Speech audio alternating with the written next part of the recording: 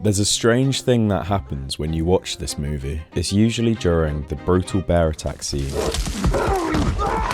or his desperate crawl through the snow, or the tense river sequence.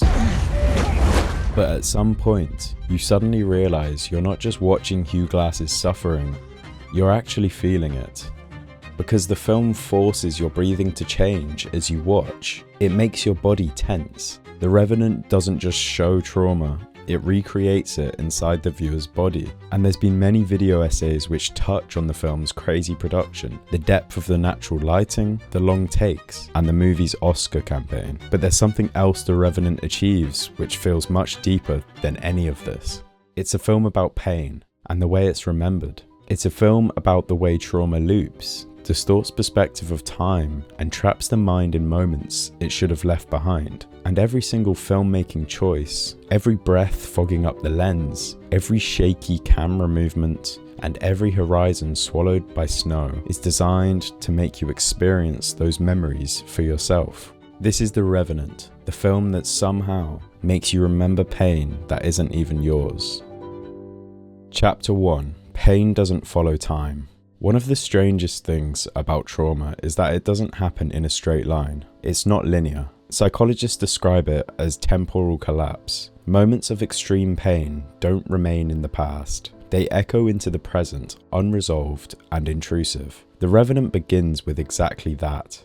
A memory, broken and incomplete, intruding into reality. Glass's wife is presented like a ghost. His son's voice echoes from what seems to be nowhere. The whole world feels out of order. Because these aren't flashbacks, they're intrusive memories. Memories that attack Glass throughout. Glass isn't recalling his past, he's being dragged back into it. This is exactly why the film feels dreamlike, even in its most violent moments. Time is dislocated. Many scenes bleed into each other, and nothing has the structure of a traditional survival narrative, because survival isn't really the point, memory is. Chapter 2. The bear attack isn't the turning point, it's the trigger.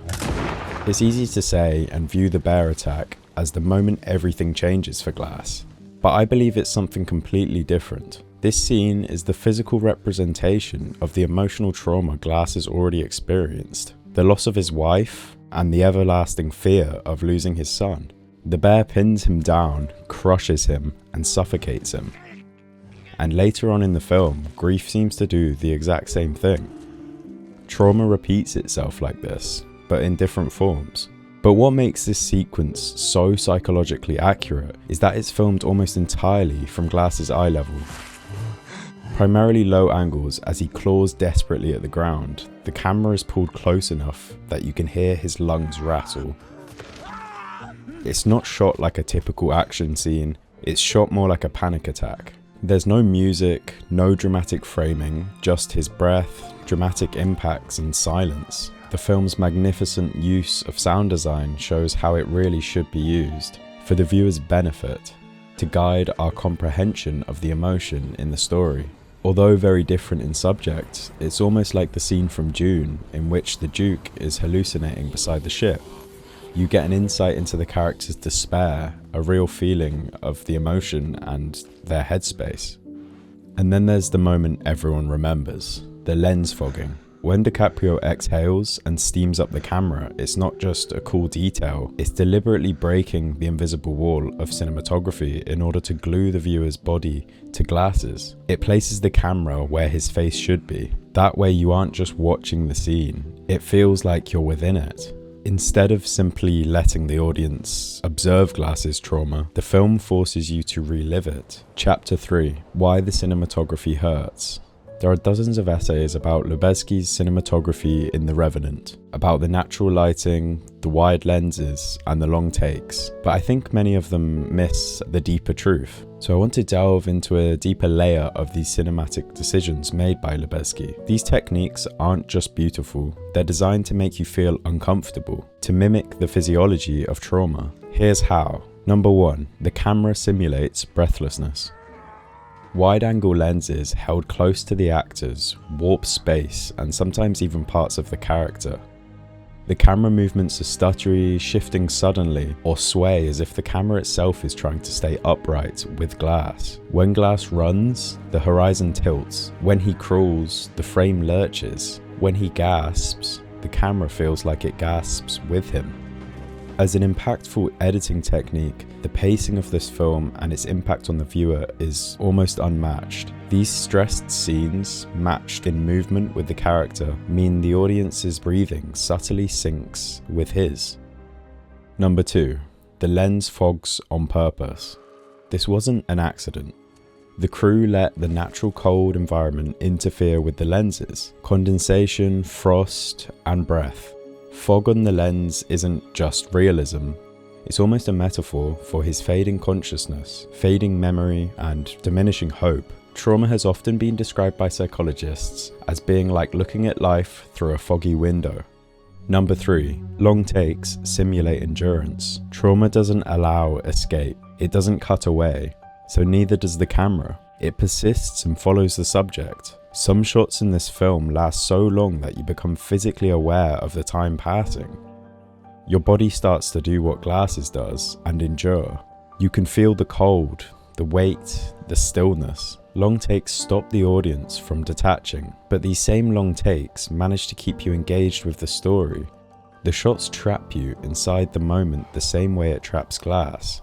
Number 4. Natural lighting creates discomfort. Lubezki shot almost the entire film using only real daylight. This means the sun blinds the camera, shadows swallow details, scenes go from warm to freezing blue in seconds. Snow reflects light into the lens, collapsing your pupils. Your eyes are forced to work harder. You squint, you jump, and you refocus. It's subtle, but it adds tension in a way that artificial lighting never could. They had no control. They had to shoot the way it appeared, with limited options. And that tension is exactly the point. Because trauma, real trauma, makes the world look too bright in some places and too dark in others. Chapter 4. Glass isn't driven by revenge. He's driven by memory. Most revenge stories follow a simple emotional path. Someone is wronged, they seek justice, the ending gives closure. The Revenant refuses to allow this, and it is one of the few films that actually disobeys this rule effectively. Glass isn't seeking closure, he's trying to outrun memories that won't stop chasing him. His son's death doesn't motivate him like a typical revenge arc in a movie. It haunts him. The flashbacks you see aren't inspirational or even necessarily happy. They're often the opposite. They're intrusive, chaotic, and destabilizing. He doesn't see his son as some symbol of hope. He sees him as a wound that refuses to heal. This is why the final scene feels so different to what the audience expect. The violence feels hollow. The ending feels unresolved and beautifully unsettling. Will you enjoy it, Glass? 'Cause there ain't nothing gonna bring your boy back. Coming to a close almost where the film began, with Glass crawling in pain. He looks directly into the camera, solidifying that we were part of his journey the whole time. The film seems to end where trauma ends, not with a real sense of justice, but with pure exhaustion. Chapter 5. The Revenant isn't a story, it's a scar. When Alejandro Iñárritu described the making of The Revenant, he said, "I didn't want to show what Hugh Glass went through, I wanted the audience to experience it." And that's exactly what this film does. Every single layer of the production, the lighting, the kit choices, the sound design, the pacing, and the long takes, it's all crafted around the psychology of how we remember pain. The film isn't necessarily trying to be realistic, it's trying to be instinctive. The film's trying to implant a bodily memory into its audience, the same way trauma implants memory into the mind. That's why you may leave this movie feeling cold even in a warm room. Why do you flinch when the wind blows? Why does the bear attack feel like something you're experiencing and not just the character on screen? That's why I believe The Revenant is so much more than just a survival epic or a straightforward revenge story. It's a film about trauma, about memory, about how pain doesn't only remain in the mind, it moves through the body. Like I said, there's many film essays which admire the technical mastery of this movie's cinematography, but the truth is, although beautiful, The cinematography isn't just technical beauty, it's a whole emotional strategy. It's psychological immersion. It's trauma turned into resonating imagery. The Revenant doesn't want you to understand Hugh Glass, it wants you to remember him, the same way you remember a scar and its story, the same way you remember pain. Not because you choose to remember, but because your body refuses to forget.